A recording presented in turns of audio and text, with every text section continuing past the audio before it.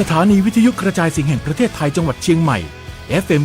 93.25 เมกะเฮิรตซ์ผู้นำด้านข่าวสารในจังหวัดเชียงใหม่โดยเน้นการมีส่วนร่วมของภาครัฐภาคเอกชนและเครือข่ายภาคประชาชนในพื้นที่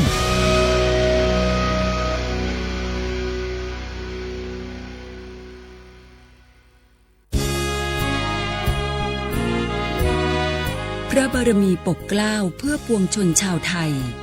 จากพระราชกรณียกิจนานับประการที่พระบาทสมเด็จพระเจ้าอยู่หัวและพระบรมวงศานุวงศ์ทรงทุ่มเทพระวรกายทรงงานอย่างไม่เหน็ดเหนื่อยเพื่อประโยชน์สุขของประสบนิกรจากโครงการหลวงสู่การพัฒนาแหล่งน้ำส่งเสริมการศึกษาและด้านสาธารณสุขที่มุ่งเน้นการพึ่งพาตนเองและการพัฒนาอย่างยั่งยืนทุกย่างพระบาทคือการทรงงานทุกพระราชดำริคือพลังแห่งการพัฒนาเพราะประชาชนคือหัวใจของแผ่นดินร่วมเสริมสร้างความรักในสถาบันหลักของชาติโดยสำนักงานประชาสัมพันธ์ที่ 3 กรมประชาสัมพันธ์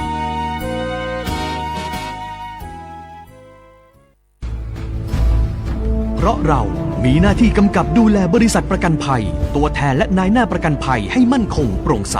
เพราะเรามีหน้าที่ส่งเสริมพัฒนาธุรกิจประกันภัยให้ก้าวหน้าและมีประสิทธิภาพและเพราะเรามีหน้าที่คุ้มครองสิทธิประโยชน์ของผู้เอาประกันภัยและประชาชนเพราะทุกเรื่องการประกันภัยคือหน้าที่รับผิดชอบของเราสำนักงานคณะกรรมการกำกับและส่งเสริมการประกอบธุรกิจประกันภัยคปภ.สายด่วนประกันภัยโทร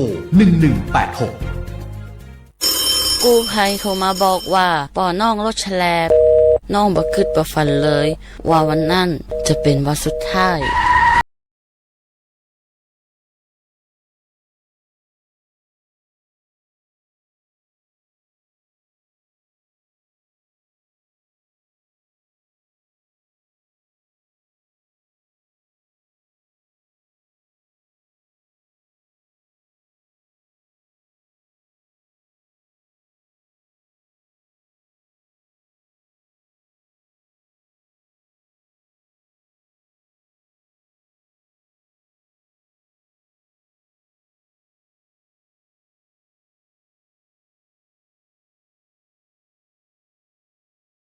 ด้วยความปรารถนาดีจากสำนักงานประชาสัมพันธ์ที่ 3 กรมประชาสัมพันธ์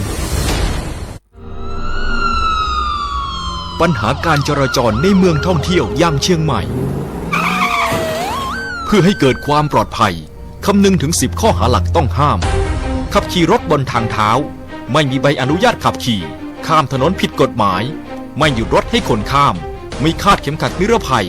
ขับรถประมาทหวาดเสียวขับรถขณะเมาสุราไม่สวมหมวกนิรภัย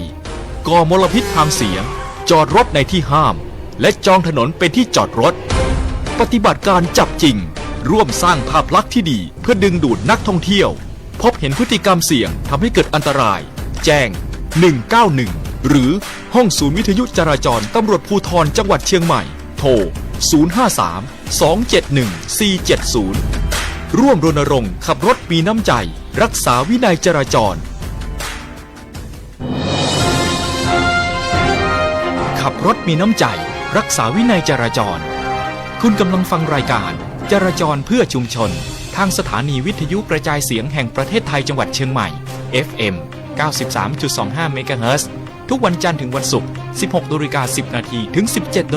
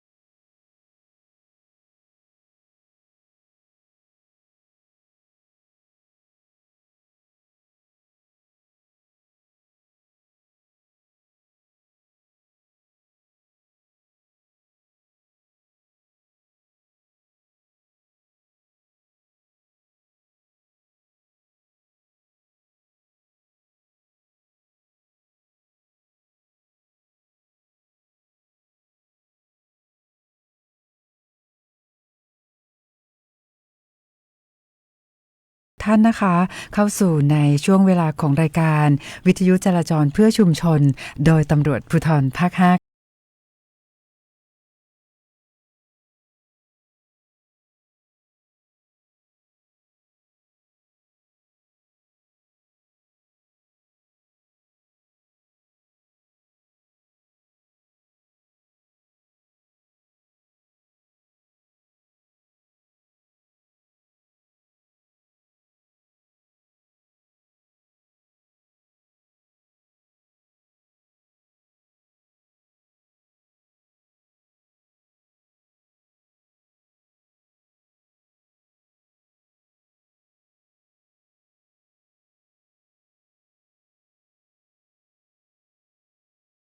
โอ้ค่ะนะคะปกติก็ไม่เหงานะคะเพราะว่ามีผู้กองสุภัทรอยู่แล้วนะคะแต่วันนี้โอ้โห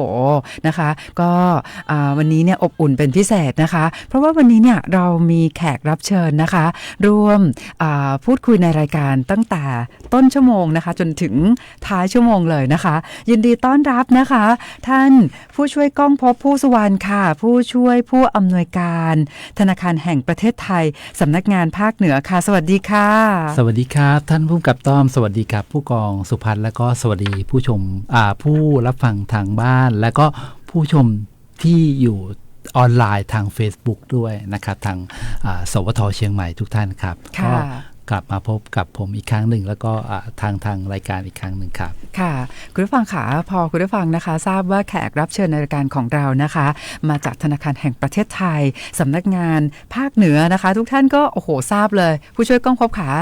แฟนรายการที่ฟังเรามานะต้องทราบเลยว่าวันนี้ท่านผู้ช่วยก้องภพมาในรายการวิทยุจราจรเพื่อชุมชนโดยตำรวจภูธรภาค 5ไม่ได้มามือเปล่าใช่ครับวันนี้เราไม่ได้มามือเปล่าเช่นเดียวกันนะครับแต่ว่ามาเนี่ยวันนี้อาจจะมาจำกัดสักนิดหนึ่งนะเรามีของรางวัลอยู่6ชิ้นนะครับมีเสื้อทีเชิ้ตนะครับจากทางแบงค์ชาติแล้วก็มีจ้องภาษาเหนือก็คือแต่จ้องภาษาเหนือว่าอัมเบรล่าก็คือร่ม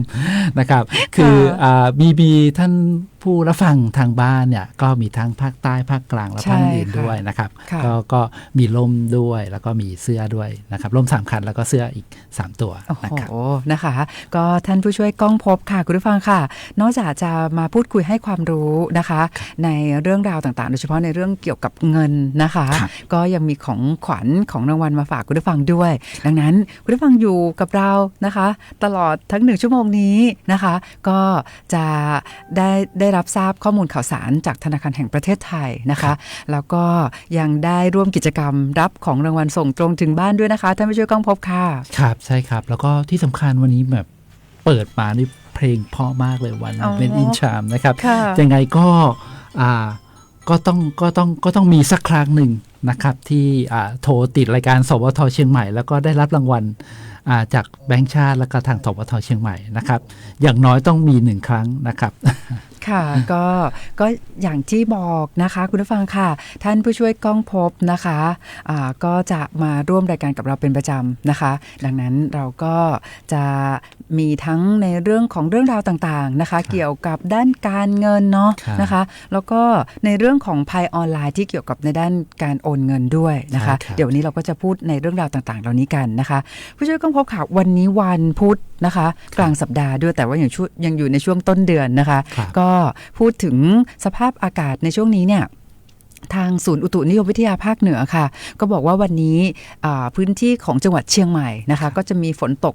ประมาณ40%ของพื้นที่นะคะก็อาจจะมีบางพื้นที่ตอนนี้ที่มีฝนตกอยู่บ้างนะคะก็อยากจะให้ทุกท่านเนี่ยใช้ความระมัดระวังในการขับรถนะคะค่ะผู้ช่วยก้องภพคะเดี๋ยววันนี้นะคะในหัวข้อที่เราอยากจะ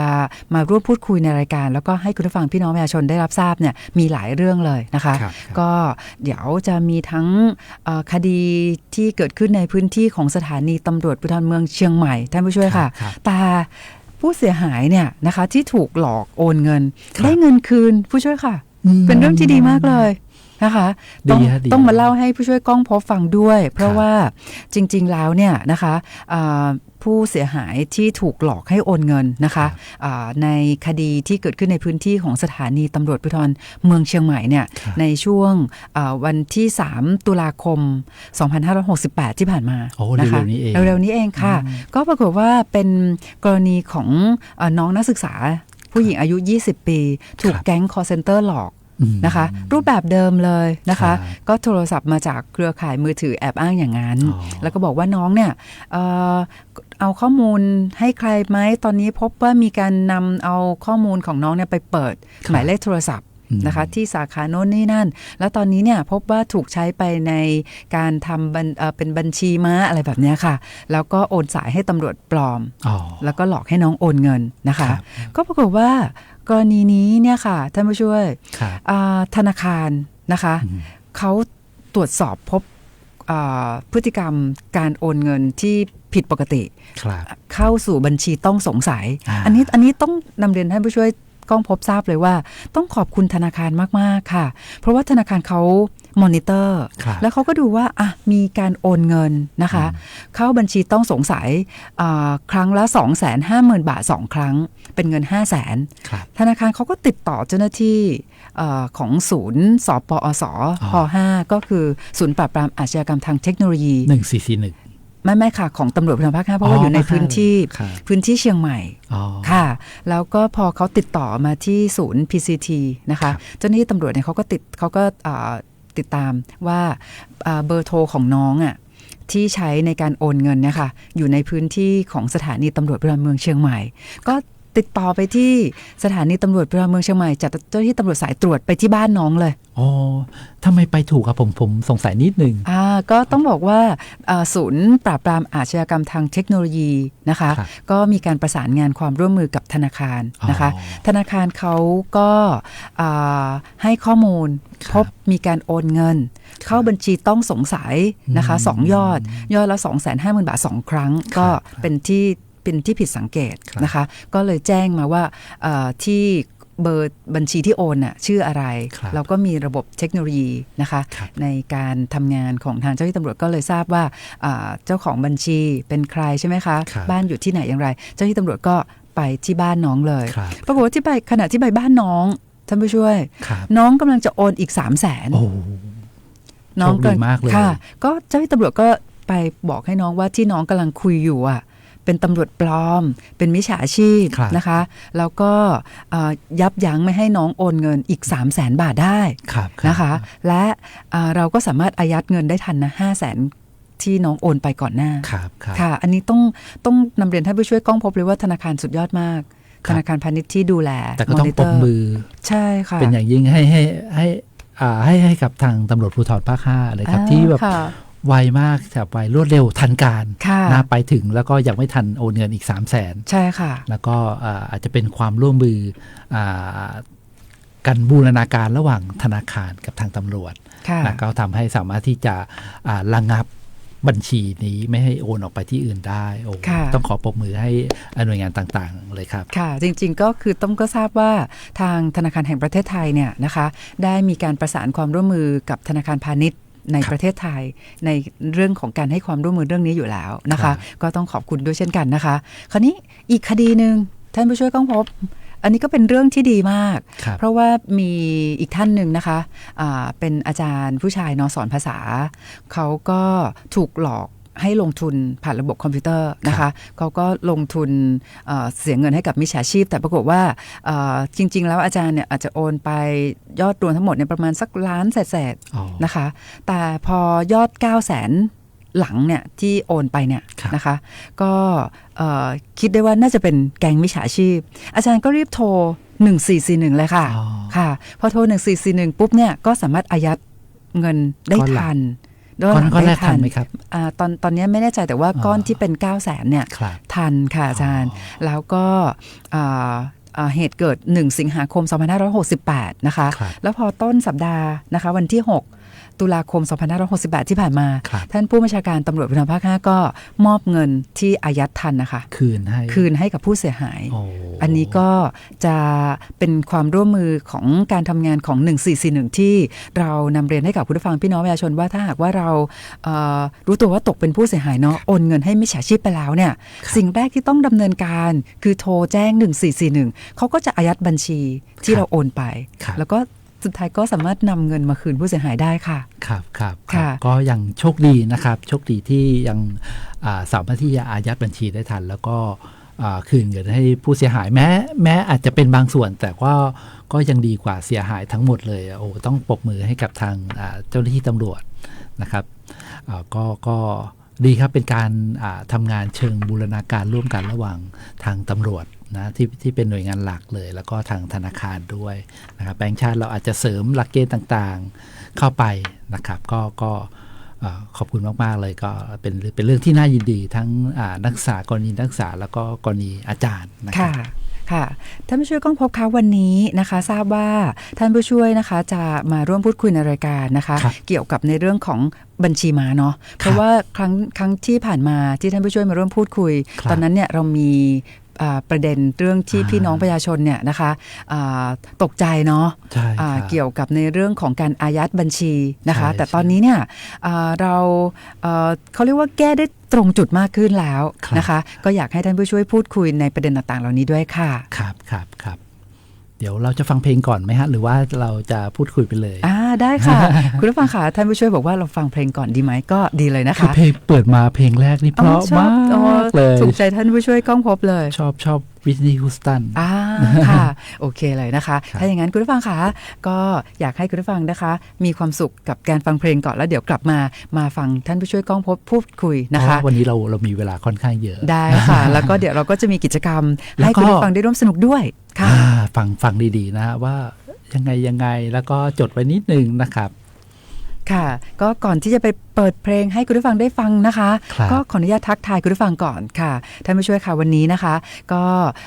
คุณผู้ฟังที่รับฟังรายการเราผ่านเพจสวทเชียงใหม่ PRD นะคะก็ทักทายเราก็มาผ่านเพจเหมือนกันค่ะมีคุณจัญญานะคะคุณจัญญาก็บอกเหมือนท่านผู้ช่วยก้องพบเลยคุณจัญญาบอกว่าเพลงเพราะมากโอ้โหแสดงว่าทุกท่านเป็นแฟนเพลงของวินนี่ฮูสตันกันนะคะค่ะแล้วก็มีพระขัตติยะจากนครราชสีมาด้วยนะคะค่ะคุณสิริพรบอกว่าที่สันป่าตองวันนี้อากาศร้อนนะคะแล้วก็ต้อนรับคุณสุรินทร์จากนครศรีธรรมราชด้วยคุณสิรินันท์นะคะบอกว่าที่แม่ทาลพูนอากาศร้อนเช่นกันค่ะคุณสุทัศน์ก็บอกว่าที่สันป่าตองก็อากาศร้อนนะคะแล้วก็คุณพี่ดวงรัตน์จากแม่โจ้ด้วยละค่ะก็ขอบคุณนะคะทุกท่านก็ให้เกียรติทักทายเราก็มาผ่านเพจเหมือนกันนะคะแล้วก็คุณผู้ฟังที่รับฟังรายการผ่านคลื่นความถี่ FM 93.25 เมกะเฮิรตซ์ทุกท่านด้วยละค่ะตอนนี้มีอีกหนึ่งเพลงค่ะก็อยากให้ทุกท่านนะคะได้ฟังเพลงเพราะๆกันต่อเลยแล้วเดี๋ยวกลับมาท่านผู้ช่วยก้องพบมีหลายเรื่องมาพูดคุยแล้วก็มีกิจกรรมให้คุณผู้ฟังได้ร่วมสนุกในรายการด้วยค่ะตอนนี้มีอีกหนึ่งบทเพลงมาฝากคุณผู้ฟังค่ะ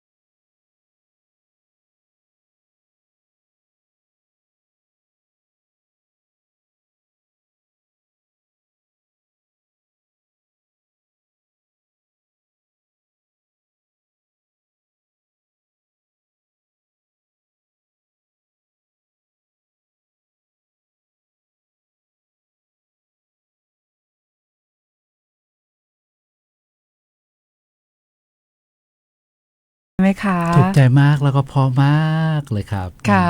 ก็หลังจากที่ให้คุณผู้ฟังนะคะได้ฟังเพลงเพราะๆไปแล้วนะคะก็ตอนนี้อยากจะให้ท่านผู้ช่วยก้องภพนะคะได้พูดคุยถึงมาตรการต่างๆค่ะเชิญได้เลยค่ะก็เป็นเรื่องของมาตรการเรื่องของบัญชีม้านะครับจริงๆเริ่มเปิดใช้เริ่มเข้มข้นมาตั้งแต่มกรา2568 ปีนี้เป็นต้นมานะครับแล้วก็ช่วงหลังๆเนี่ยก็อาจจะมีการที่มาตรการที่เข้มข้นมากขึ้นผลดีก็คือว่าอาจจะสามารถที่จะจัดการกับมิจฉาชีพได้สามารถที่จะล็อกบัญชีไม่ให้ถูกโอนออกไปอย่างบัญชีม้าที่2ที่3ที่4อย่างกรณีของเคสของนักศึกษาในจังหวัดเชียงใหม่ก็เช่นเดียวกันนะครับส่วนหนึ่งก็อาจจะเป็นเรื่องของมาตรการบัญชีม้าที่กำหนดสีต่างๆไว้5สีนะครับเช่นถ้าเป็นสีดำก็จะเป็นมีหลักฐานชัดเจนแล้วว่าพัวพันบัญชีนี้พัวพันกับเรื่องของการกระทำผิดนะถ้าเป็นสีเทาเข้มก็อาจจะมีการแจ้งความไว้แล้วว่ามีน่าจะมีการกระทำผิดแต่ว่ายังไม่สามารถที่จะระบุตัวตนของผู้กระทำผิดได้นะอาจจะเป็นเทาเข้มนะครับถ้าเป็นม้าเทาอ่อนเนี่ยอันนี้อาจจะยังไม่มีการแจ้งความแต่ว่าแบงก์เองสงสัยธนาคารสงสัยแล้วว่าน่าจะมีพฤติกรรมในการร่วมกระทำผิดนะครับแล้วก็มีม้าน้ำตาลอ่อนนะฮะมีพฤติกรรมที่ต้องสงสัย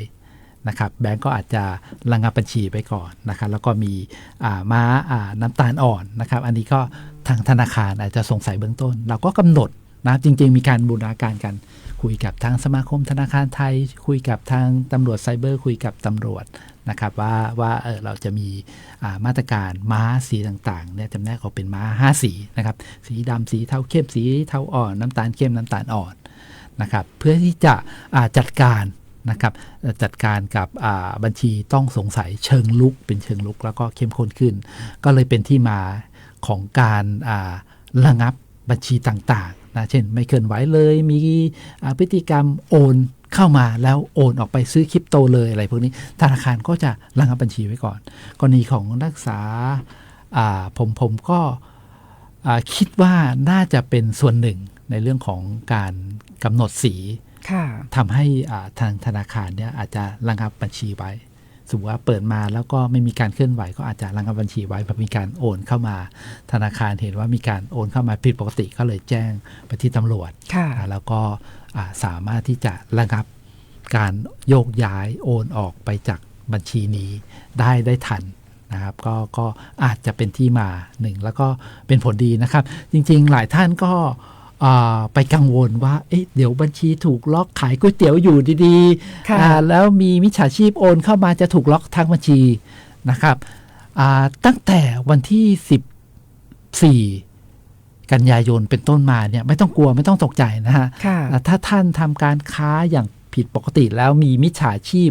ไปซื้อสินค้าท่านก๋วยเตี๋ยวชามละ40-50สมมตินะครับท่านจะไม่ถูกอายัดบัญชีท่านจะไม่ถูกระงับบัญชีทั้งสิ้นนะครับถ้าเป็นท่านทำการค้าปกติแม้ว่ามิจฉาชีพไปซื้อก๋วยเตี๋ยวท่านซื้อข้าวท่านนะครับไม่ต้องกลัวไม่ต้องตกใจนะครับเดี๋ยวผมสังเกตว่า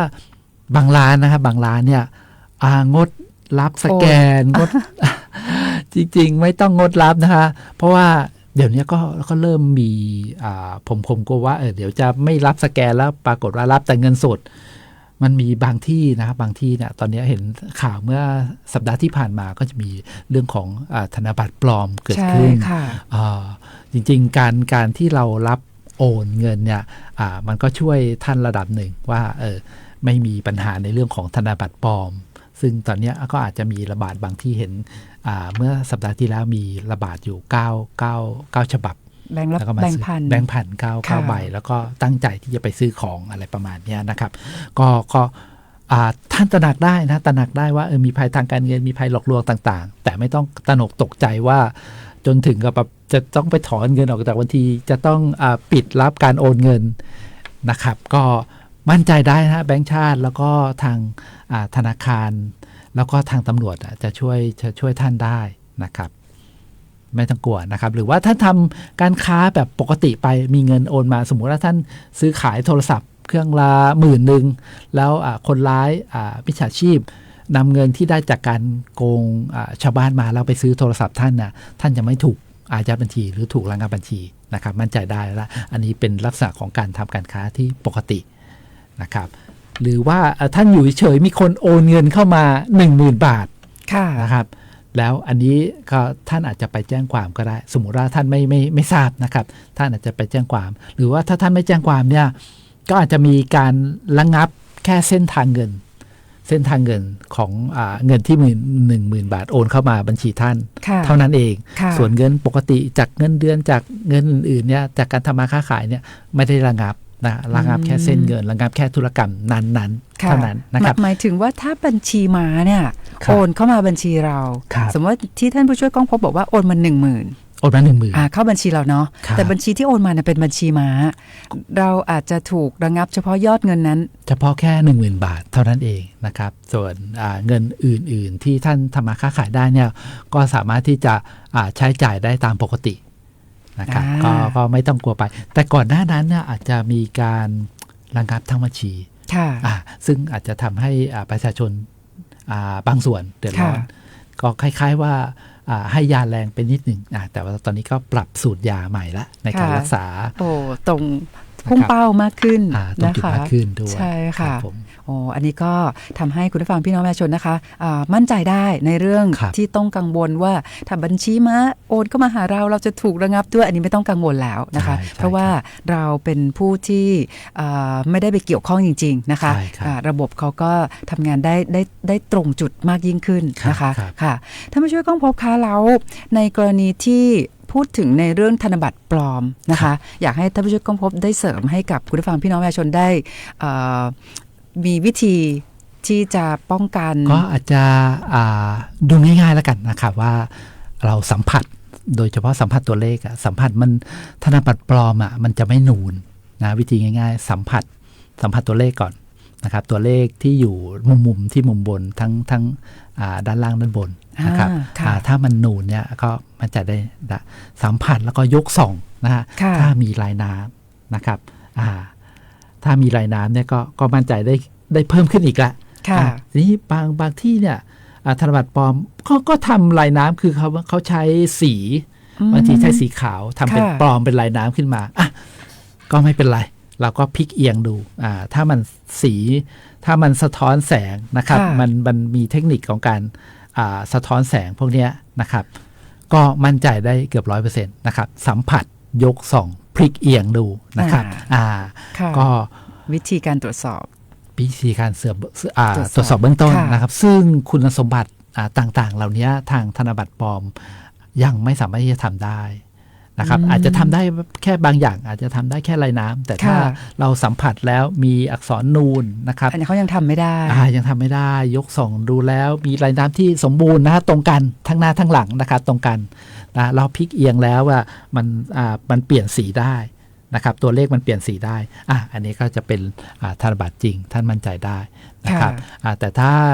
จะสร้างความมั่นใจได้ยิ่งขึ้นนะครับท่านรับโอนเงินเป็น QR code ดีกว่านะครับอันนี้มั่นใจได้ว่าเงินเนี่ยเข้าบัญชีท่านแล้วก็ท่านก็ไม่ต้องไปนั่งบริหารจัดการทุกตอนเย็นไม่ต้องกลัวว่าแคชเชียร์แล้วเงินมันจะอยู่ในลิ้นชักหมดหรือเปล่าไม่ต้องกลัวใครมาจี้มาปล้นนะครับสมมติว่าเงินที่อยู่ในเก๊ะมันก็อันตรายเหมือนกันสมมติว่าเราเก็บเงินไว้เยอะนะครับแต่คนนี้ท่านผู้ช่วยค่ะก็เวลาที่คุณพ่อค้าคุณแม่ค้าเนาะรับโอนเงินคนนี้ลูกค้ามาเยอะนะคะก็วิธีการก็คือเขาจะมีแบบเสียงอย่างเช่นเงินโอนอันนี้เราก็แนะนำให้ใช้วิธีแบบเพราะว่าที่ลูกค้ามาเยอะๆนะคะคิดเงินแล้วพอเงินโอนเข้าเขาจะมีเสียงออกมาว่าเงินโอนเข้าจำนวนเท่าไหร่ก็อันนี้ก็จะช่วยได้เหมือนกันเขาจะช่วยท่านได้โดยที่ไม่ต้องไปตรวจสอบบางท่านอาจจะแบบไม่มั่นใจก็อาจจะขอถ่ายรูปก็ได้นะครับแต่ว่าถ้าท่านกำหนดเป็นเสียงตอนนี้มีเงินโอนเข้า100 บาทเนี่ยมันก็จะช่วยสร้างความมั่นใจให้ท่านได้แล้วก็ไม่ต้องไปเสียเวลาตรวจสอบดูนะครับค่ะโอ้นะคะท่านผู้ช่วยก้องพบค่ะแล้วมาตรการอื่นๆของธนาคารแห่งประเทศไทยตอนนี้มีอะไรบ้างนะคะ ก็ในเรื่องของการระงับธุรกรรมนะครับก็อย่างที่เรียนท่านผู้กำกับต้อมไปว่าบางคนเนี่ยอาจจะเป็นคนที่ดีอยู่นะเป็นคนบริสุทธิ์นะครับแล้วก็ถูกระงับธุรกรรมไม่เป็นไรนะครับท่านติดต่อ1441กด2นะครับแล้วก็ปรึกษา1441กด2หรือว่าตำรวจไซเบอร์เนี่ยว่าจะทำอย่างไรสามารถที่จะปลดล็อกธุรกรรมต่างๆได้นะครับแต่ว่าถ้าท่านไม่ทำอะไรเลยเนี่ยสมมุติว่ามีการระงับธุรกรรมนะครับแบงก์หรือว่าธนาคารต่างๆเนี่ยสามารถระงับธุรกรรมของท่านได้ภายใน72ชั่วโมงถ้าไม่มีการแจ้งความนะครับก็หลังจาก72ชั่วโมงแล้วเนี่ยธนาคารก็จะปลดการระงับธุรกรรมต่างๆเหล่านั้นนะครับแต่ถ้ามีการแจ้งความนะครับแจ้งความเนี่ยตำรวจก็สามารถที่จะระงับธุรกรรมที่เกิดขึ้นได้อีก7วันหลัง7วันถ้าไม่มีการออกหมายเรียกหมายอายัดบัญชีนะครับก็จะปลดการระงับบัญชีไปโดยอัตโนมัติอาจจะต่างกันนิดนึงนะครับเรื่องของการระงับคือระงับธุรกรรมระงับบัญชีนั้นนะครับแต่ว่าถ้าเป็นหมายอายัดเนี่ยมันจะไม่ปลดอัตโนมัติก็ต้องมีเขาเรียกว่าหมายปลดอายัดบัญชีที่ออกจากทางท่านตำรวจนะครับนะคะดังนั้นก็ให้คุณผู้ฟังพี่น้องประชาชนได้เข้าใจขั้นตอนนะคะของการระงับการทำธุรกรรมนะคะในกรณีที่มีคนโอนเงินจากบัญชีม้าเข้ามาแล้วก็เราไม่ได้เกี่ยวข้องด้วยเกี่ยวข้องแล้วถูกระงับบัญชีไปนะครับท่านก็อาจจะมีวิธีแก้นะครับโทร1441แล้วก็กด2นะครับแล้วก็สำนักงานตำรวจแห่งชาติก็เพิ่มการบริการอีก1หมายเลขเหมือนกันค่ะที่1599ด้วยนะคะครับ1599ด้วยนะครับ2หมายเลขเลยนะครับสำหรับผู้บริสุทธิ์ที่ไม่ทราบว่ามีเงินโอนเข้ามาแล้วก็ถูกระงับบัญชีไปค่ะท่านผู้ช่วยต้องพบค่ะอีกหนึ่งเรื่องที่เราจะมีการจำกัดวงเงินนะคะการโอนเงินของธนาคารอันนี้มาตรการนี้มีผลบังคับใช้แล้วยังคะก็เริ่มมีผลบังคับใช้แล้วครับก็จะมีการดูนะครับธนาคารต่างๆเนี่ยจะตรวจสอบว่าแต่ละท่านเนี่ยมีการมีได้รับรายได้เท่าไหร่มีการใช้จ่ายเท่าไหร่นะครับแล้วก็จะกำหนดขั้นต้นนะครับว่าเช่นสมมติว่ากำหนดไว้ 50,000 นะครับ 50,000 ต่อวันนะครับก็เพื่อความเหมาะสมแล้วก็เพื่อป้องกันการที่จะมิจฉาชีพนำบัญชีไปใช้นะครับถ้าท่านมีทำรายการอยู่ครั้งละต่อวันนะครับต่อวันละ 500,000 อะไรประมาณนี้แบงก์ก็จะกำหนดการโอนเงินขั้นต้นต่อวันเนี่ยประมาณ 500,000 นะครับดูตามความเหมาะสมของแต่ละท่านนะครับค่ะก็เป็นแบบนั้นเลยนะคะเดี๋ยวเราจะกลับมาพูดคุยประเด็นนี้ต่อแต่ว่าตอนนี้ค่ะเราจะไปสัมภาษณ์ท่านสายหลุดไปนะคะก็เดี๋ยวต่อใหม่นะคะก็จะเป็นการรายงานสภาพการจราจรนะคะโดยท่านสารวัตรจราจรค่ะท่านช่วยก้องพบค่ะก็หมายความว่าตอนนี้เนี่ยในเรื่องของมาตรการเขาเรียกว่าจำกัดวงเงินนะคะการโอนเงินในแต่ละวันเนี่ยของบัญชีของแต่ละท่านเนี่ยเขาไม่ได้แบบทุกคนเท่ากันหมดเลยใช่ไหมคะว่าเด็กแล้วก็ผู้สูงอายุไม่เกิน 50,000 แต่ดูจากประวัติการใช้เท่านั้นแล้วก็จากกลุ่มเสี่ยงนะครับสมมติว่ากลุ่มเสี่ยงกลุ่มคนที่สูงอายุแล้วก็อาจจะเป็นกลุ่มเสี่ยงกลุ่มเบาบางที่จะถูกหลอกได้ง่ายนะครับแล้วก็กลุ่มเยาวชนที่ยังไม่บรรลุนิติภาวะก็อาจจะถูกหลอกได้ง่ายครับตอนนี้มีสายจากทางท่านจราจรเข้ามาแล้วครับค่ะเดี๋ยวเรารับสายกันนะคะสวัสดีค่ะครับผมครับตำรวจครับผมค่ะยินดีต้อนรับนะคะท่านพันตำรวจโทนรินทร์ปัญญาดีค่ะสวัสดีค่ะ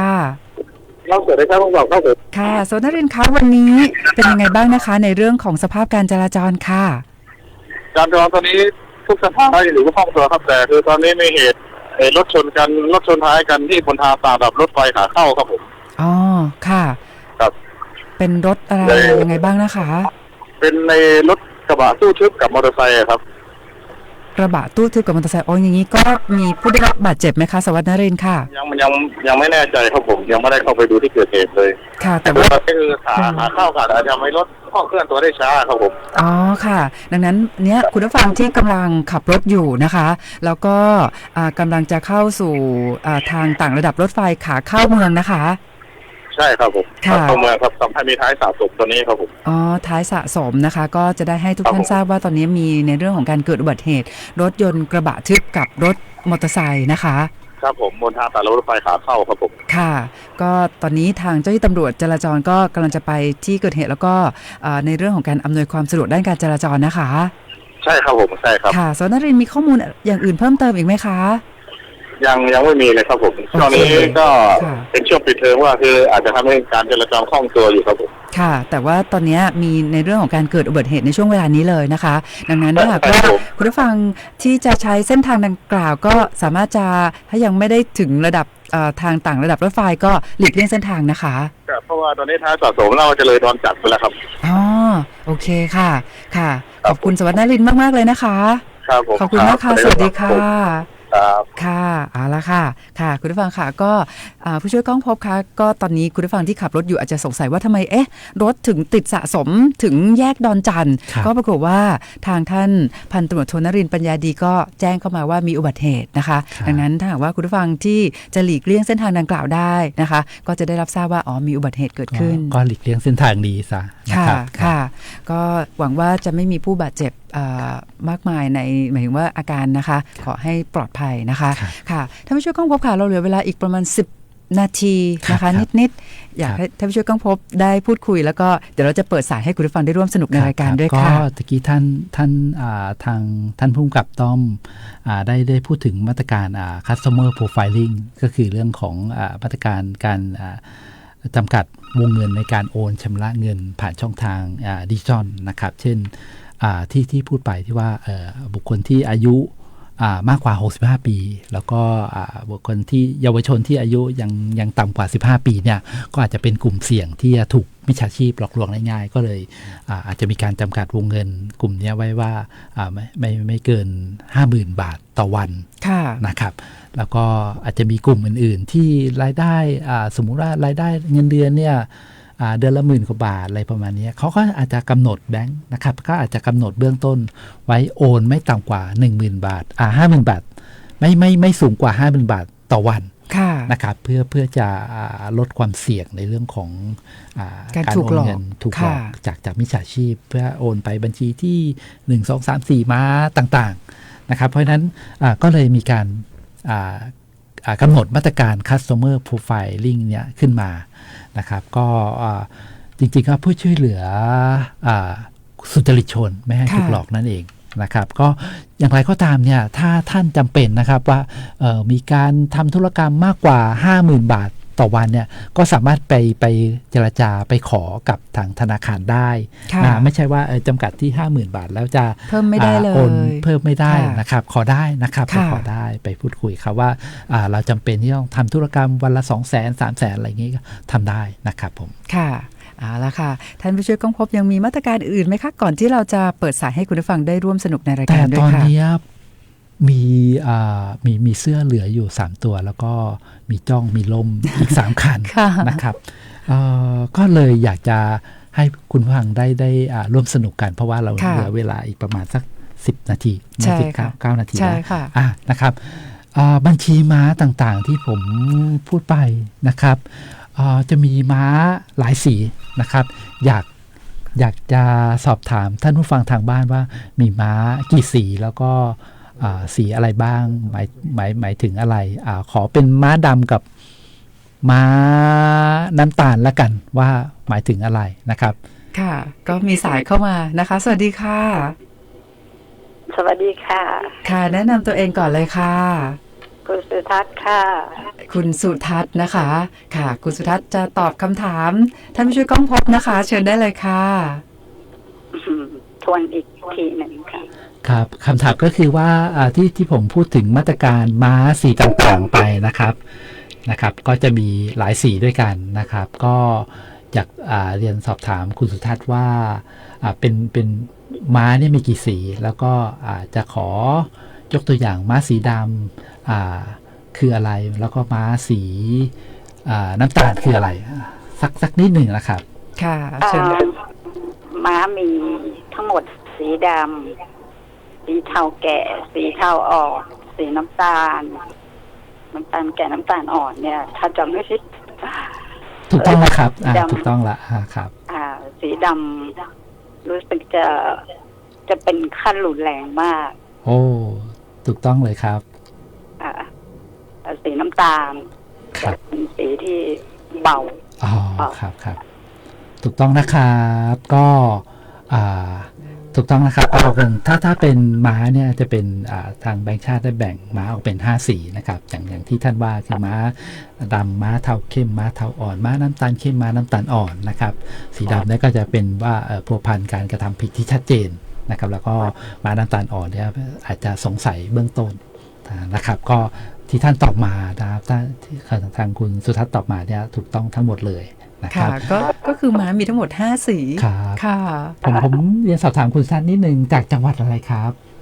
เชียงใหม่ค่ะเชียงใหม่นี่เองนะครับก็ขอบคุณมากเลยนะครับที่ร่วมสนุกกันวันนี้ก็รับร่มแล้วก็เสื้อนะครับทั้ง2รายการเลยโอ้โหดีใจด้วยค่ะดีใจด้วยนะคะขอบคุณค่ะ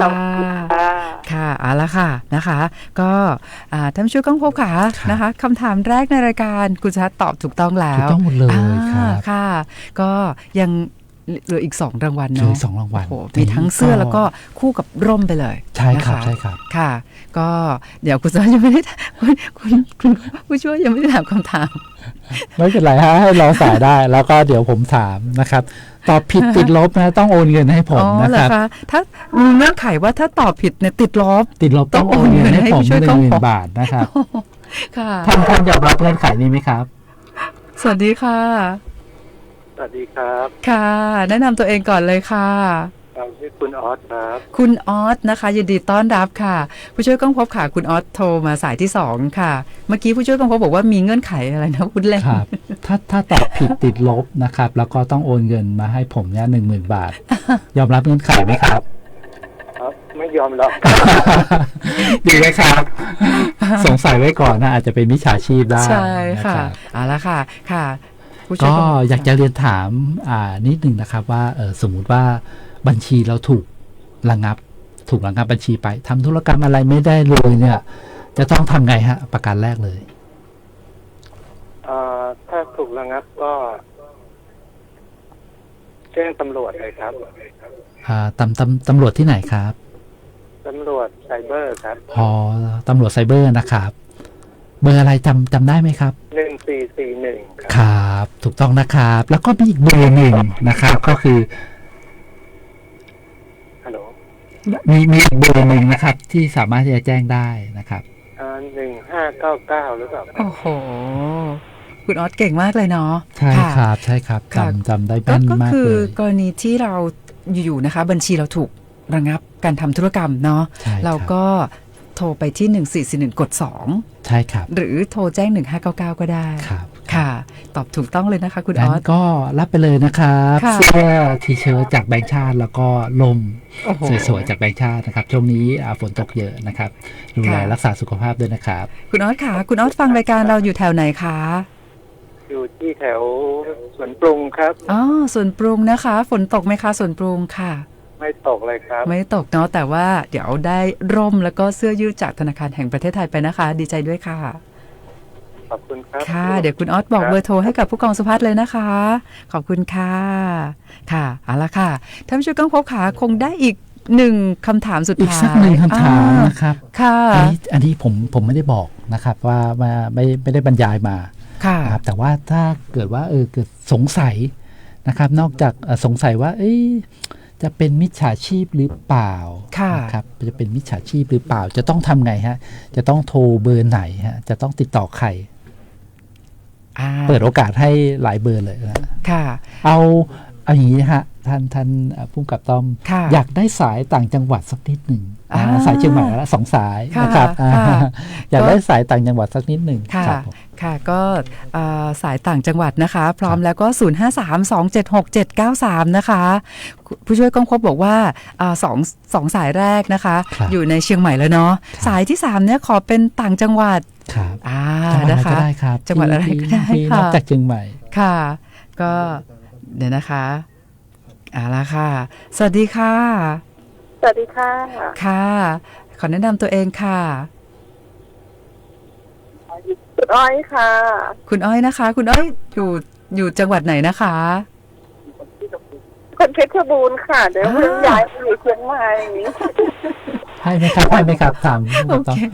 กำกับบอกว่าได้ครับ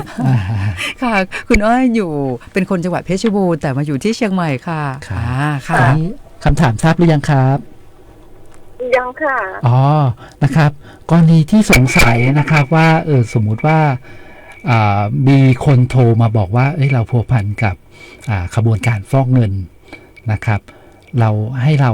หลอกให้เราเหมือนคล้ายๆว่าให้เราโอนเงินไปให้กับเจ้าหน้าที่ตำรวจไม่รู้จริงหรือปลอมละนะครับ100,000นะครับเพื่อตรวจสอบบัญชีอันนี้คุณอ้อยจะทำไงฮะจะต้องโทรปรึกษาใครดีครับปกติที่เคยเจออันนี้เคยเจอกับตัวนะปกติก็จะไม่ได้คุยกับเขาก็จะวางสายก่อนแล้วก็แล้วก็จะหาข้อมูลก่อนว่ามันเป็นยังไงอะไรอย่างเงี้ยค่ะเพราะว่าจากที่เคยเจอกับตัวเลยเพราะว่าโดนบ่อยมากเลยครับแต่ถ้าโอนเงินไปแล้วสมมติว่าโอนเงินไปแล้วถ้าโอนเงินไปแล้วก็ต้องแจ้งอายัดบัญชีค่ะที่1441นะคะอ๋อครับผมก็ถือว่าถูกต้องนะครับแล้วก็จริงๆถ้าสงสัยยังไม่โอนเงินไปก็สามารถที่จะโทร1599ก็ได้นะครับ1441ก็ได้หรือว่า1213แบงก์ชาติก็ได้นะครับได้เลยค่ะขอบคุณมากค่ะรับรางวัลไปเวลาแล้วหมดแล้วนะครับรับรางวัลเสื้อแล้วก็ร่มจากแบงก์ชาตินะครับค่ะนะคะขอบคุณคุณอ้อยค่ะคุณผู้ฟังค่ะวันนี้หมดเวลาของรายการแล้วนะคะขอบคุณผู้ช่วยกล้องพบด้วยนะคะค่ะแล้วพรุ่งนี้กลับมาพบกันใหม่นะคะขอบคุณมากค่ะสวัสดีค่ะขอบคุณทุกท่านครับสวัสดีครับ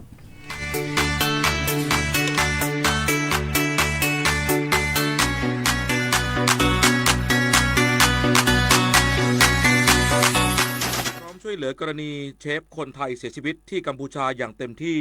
อีกสักครู่กลับมาติดตามรายละเอียดครับการกลับมาของการแสดงโขนมูลนิธิส่งเสริมศิลปาชีพจากวรรณกรรมเรื่องรามเกียรติ์ตอนสัตยาภาลีวานอนผู้กล้าหาญจะเกิดอะไรขึ้นกับพวกเขาสู่การแสดงโขนสุดยิ่งใหญ่โดยมูลนิธิส่งเสริมศิลปาชีพวัน